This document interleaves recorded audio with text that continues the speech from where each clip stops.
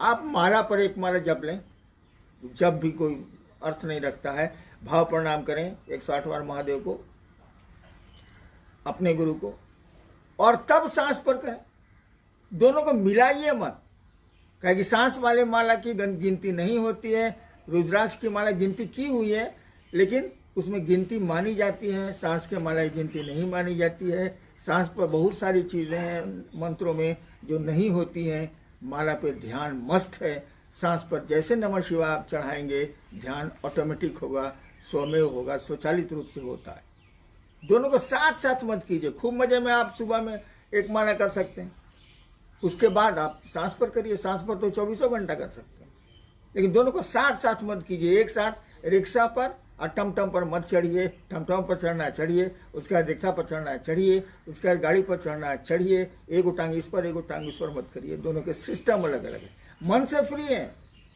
मन से आपको न्यूयॉर्क जाना है, चलिए पहुंच गए हम लोग। लेकिन जब विमान से यात्रा करेंगे आप, जब किसी दूसरी सवारी से यात्रा करेंगे आप, तो वहाँ नियम कानून लगते हैं, वहाँ तरीके लगते हैं। बिना तरीकों के उन सवारियों का उपयोग नहीं होता। जी। अक्सर सुनने में आता है, भाई अमर जी हैं मुजफ्फरपुर से, बिहार से, अक्सर सुनने को आता है कि भाग्य में था इसलिए मिला, कर्मफल में था इसलिए भोगना पड़ा। तो भाग्य और कर्मफल क्या दो चीजें हैं? तो प्रारब्ध कर्म है या क्रियमाण कर्म, अभी जो इसी के फलाफल को जोड़ के एक शब्द बनता है भाग्य। जैसे कर्म बंधन व्यक्ति के होते हैं पूर्व के, या उम्मीद की जाती है कि ऐसा ये कर्म करेगा, उम्मीदें भी की जाती हैं, उससे जोड़ के ये फलाफल निकलता है, इसी को बोलते हैं भाग्य। वह स्व कर्मों का प्रतिफल है जिसकी गणना होती है। गणना के बाद भाग्य, कोई भाग पढ़ सकता है, कोई नहीं पढ़ सकता। जी। बहन निशा जी हैं, लगता है इधर लोग शिष्यानुमति अच्छे से पढ़ने लगे हैं। भाई निशा जी बिहटा पटना से हैं। गुरु अपने शिष्य के व्यक्तित्व के सर्वोत्तम पक्ष को उजागर करते हैं और परम चेतना से उसका ऐक्य सुनिश्चित करते हैं। आपने लिखा है शिष्यानुभूति में, इसमें सर्वोत्तम पक्ष क्या है? सीधा तो उत्तर है इसका भैया। आप हत्यारा बनना चाहते हैं कि भगवान बुद्ध बनना चाहते हैं? नहीं। आप डकैत बनना चाहते हैं, असामाजिक बनना चाहते हैं कि जैसे पूरा देश आपकी पूजा करे, वो चाहते हैं?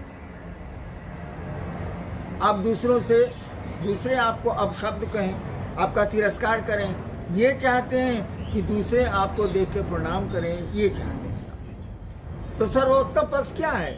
हम आप हैं क्या? मैंने कहा ना कि शरीर मेरा नहीं, मन मेरा नहीं, मैं हूं कौन? तो सर्वोत्तम पक्ष यही है कि आप जान पाइए कि आप कौन हैं। तब पता चलेगा आप भी शिव हैं, वो भी शिव है, कहीं कोई अंतर नहीं। जगत भी वही है, उसी का विग्रह है, उसी का फैलाव है। जी। भाई ओम प्रकाश हैं काठमांडू से। हम करीब 16 साल से प्रयास कर रहे हैं कि एक भी शिव शिष्य बना पाए, अभी तक बना नहीं पाए, जबकि गुरु का आदेश आपके अनुसार हम लोग को प्राप्त हुआ कि शिव का शिष्य बनाना है। साहब लगातार इस पे बोल रहे हैं कि शिव का शिष्य बनाना है, आप दूसरों को शिव का शिष्य बनाएं। तो मुझे लगता है कि मैंने इतने समय तक सिर्फ अभी तक बताने का काम ही हो पाया, शिव का शिष्य कोई नहीं हो पाया। सही बोल रहे हैं। शिव का शिष्य एक मानसिक स्थिति है, शिव का शिष्य एक भावनात्मक स्थिति है, शिव का शिष्य एक संवेदनशीलता की स्थिति है, वहां जुड़ाव की महादेव से स्थिति है। हम लोग उस दिशा में कोशिश करें। कोशिश करने के लिए पहले आपको बताना ही होगा, और किसको किसको बताएंगे आप? जहां संभव होगा वहीं ना बता सकेंगे आप। ठीक है, फेसबुक पर मैं बोल रहा हूं, आप सुन भी रहे हैं, लेकिन आपके मन में जो जिज्ञासाएं उठ रही हैं, जो भाव उठ रहे हैं, वो भाव तो मुझको संप्रेषित नहीं हो पा रहे, वो तो मुझ तक नहीं आ रहे। इसीलिए ये बकर बकर है। मैं फेसबुक को बकर बकर मानता हूँ। मेरे मोबाइल में फेसबुक है भी नहीं, मैं चलाता भी नहीं, मुझको आता भी नहीं। लेकिन क्या करें, लोगों का मैदानी क्षेत्र से अनुरोध आता है कि साहब कुछ बोलें, तो सारे मर जाएंगे तो क्या बोलेंगे हम। कम से कम आदान प्रदान हो विचारों का, तब ना उसको एक दिशा दी जाए। मैं बोलता हूँ, आप सुनते हैं।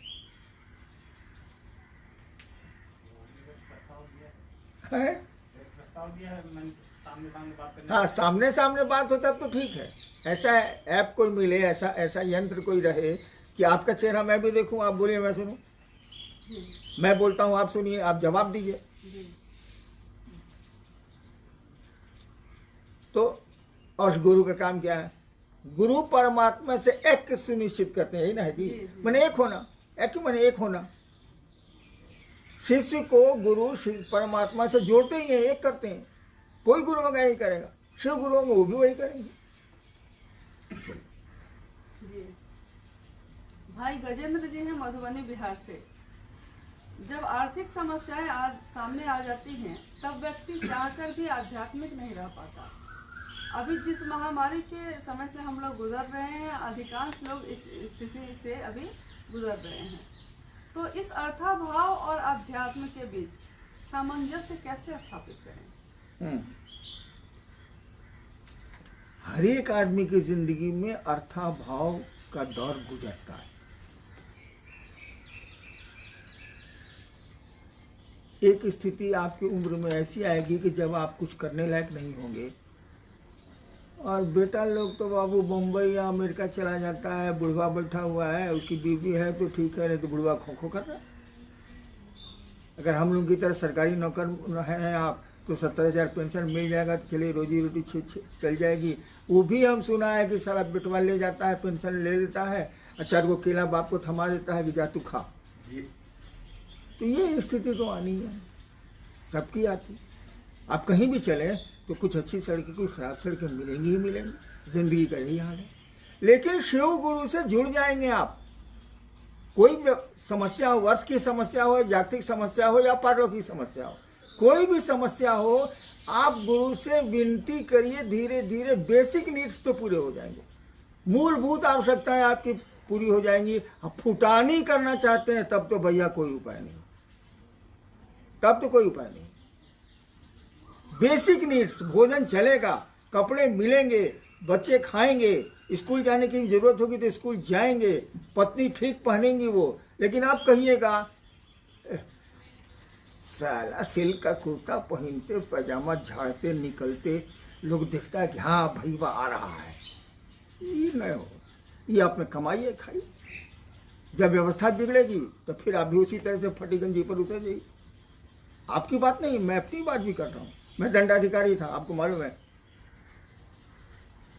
1987-88 की बात, पूरा 82 से लेके 88-90 तक मेरे बड़े पुत्र ही बोल रहे थे। ये उस समय थोड़े बच्चे थे, लेकिन उनको याद होगा। 20-22 तारीख होते होते मेरी पत्नी कहती थी कि घर में घी नहीं है, पैसा भी नहीं, आरती कैसे करें। मैं कहता था अगरबत्ती से आरती करो, और महीने के अंतिम 10-15 दिनों तक अगरबत्ती से ही आरती मेरे घरों में मेरी पत्नी करती थी।